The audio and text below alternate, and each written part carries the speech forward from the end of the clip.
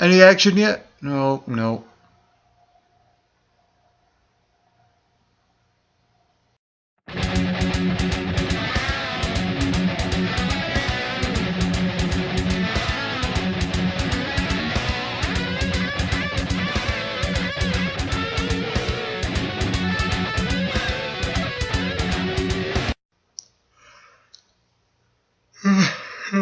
Yeah, this was definitely one of those shows where I could have slept for the entire 3 hours and not miss a thing. It was one of those type of shows. This sucked. It sucked the life out of me. I wish I had my 3 hours back. I guess I'm gonna have to do this review. I'll break it down for you, but don't expect anything positive. Well, not positive, but don't expect me to get down into a lot of detail about a lot of things on this review. I'll just leave it at that. The show started off with the Shield in the ring. They asked for a rematch against Evolution, and here I'm thinking, why would the Shield ask for a rematch against Evolution? Because they already bet Evolution at Extreme Rules. So to me, that didn't make sense. It would make more sense if it was Evolution kicking off the show and asking the Shield for a rematch, and the whole thing would kind of broken down vice versa in different ways. So to me, that smelled a logic fail, and what you end up happening is you see the limo come up on the screen. Out comes Evolution, and basically what happens is a backstage brawl between Shield and Evolution. They set up this entire show around the six-man feud, and I'm about to get into a little bit more detail right now. You have an Evolution promo later on. They come out and basically saying that we're going to put the gloves off, and Triple H accepts the challenge, and that Batista will challenge Roman Reigns for a match in the main event, because around the time where Triple H says you're either going to adapt or perish, the Shield comes out and attacks in good timing, and that's just how it goes. You have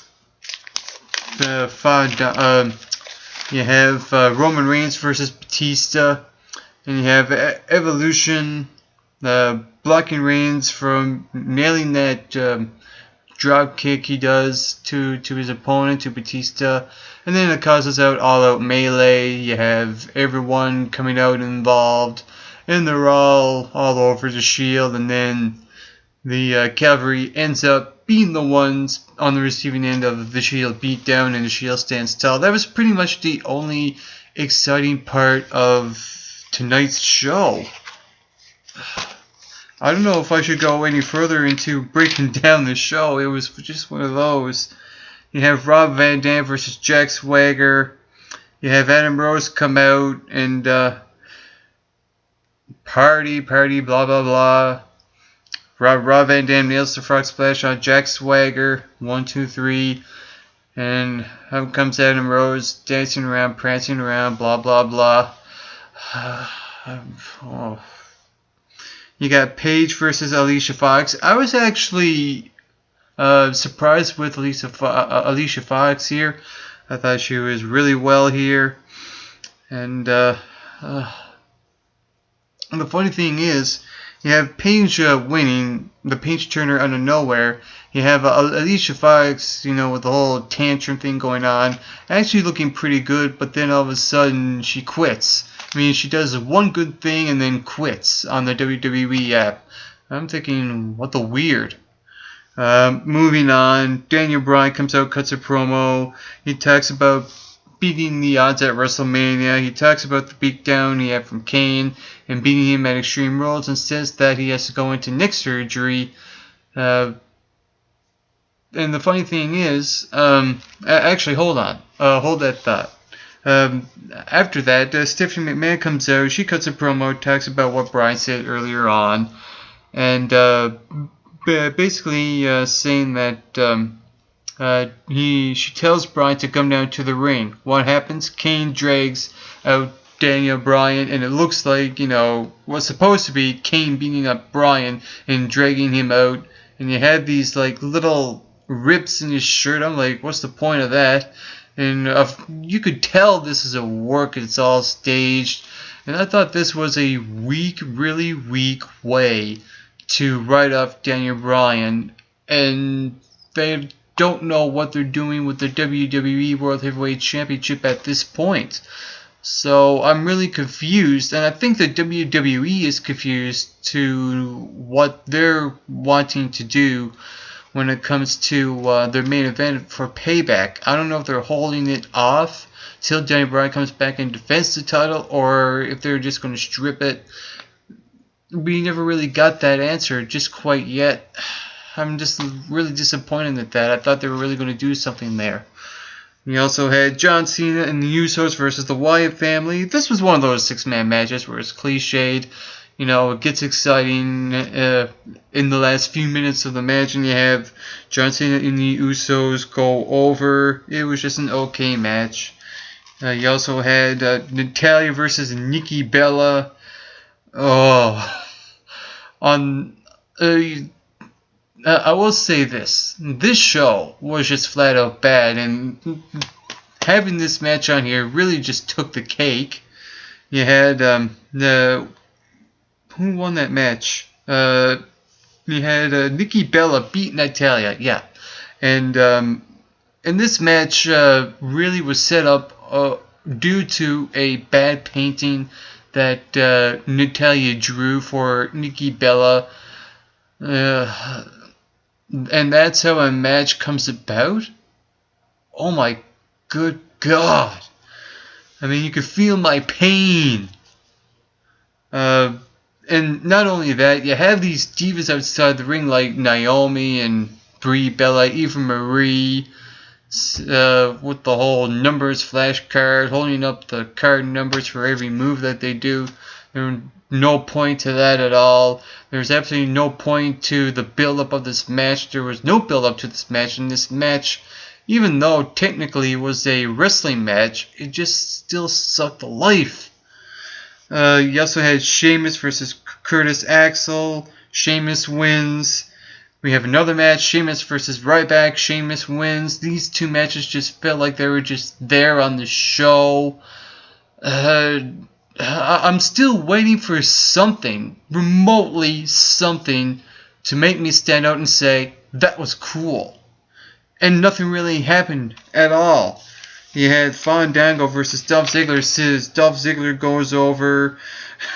I will say this about this promo. Fandango cuts a promo after he confesses about his love for Layla. It was really downright cheesy. It was actually quite interesting, the way he was talking. And then he just gulps down Layla's throat. I'm like, ew. That was just gross. You had Hacksaw Jim Duggan come out, plugging the WWE Network. Lana interrupts. She talks about China surpassing the U.S. And Rusev comes out. He's about to close in on Jim Duggan. And you have Big E come out, and he tries to get Alexander Rusev, or should I say Rusev now, to get the one-upsmanship on Rusev, but fails. Rusev is the guy looking like, the massive strong heel there, whatever you want to put it. You also had Damian Sandow versus Cody Rhodes. Cody Rhodes goes over, and basically not a crap was given. And you had the last part of the show where Roman Reigns went one-on-one with Batista and ended in an all-out brawl. And this is establishing the main event for probably Payback. I mean, there's no word on what the WWE is doing with their main championship. It seems like a lot of focus is going around the whole six-man tag team match, and going back to the six-man tag team match between the Wyatt family and John Cena and the Usos. I like that at the end of that match, Bray Wyatt said that, hey, John Cena, you finally made me realize what I have to do, and he's leaving that question open. At least this show kind of left me with something decent to look forward to for next week. And you also had Bray Wyatt after that match cut a promo, and that was probably pretty much the only good real thing on the show. And it wasn't enough to save the boringness of this show. And like I said, this show sucked the life out of me. This was boring. This was dreadful. This was hopeless. Not one of the greatest Raws, to say the very least. I just don't know what to say. The WWE just did not impress me on this show at all. What happened?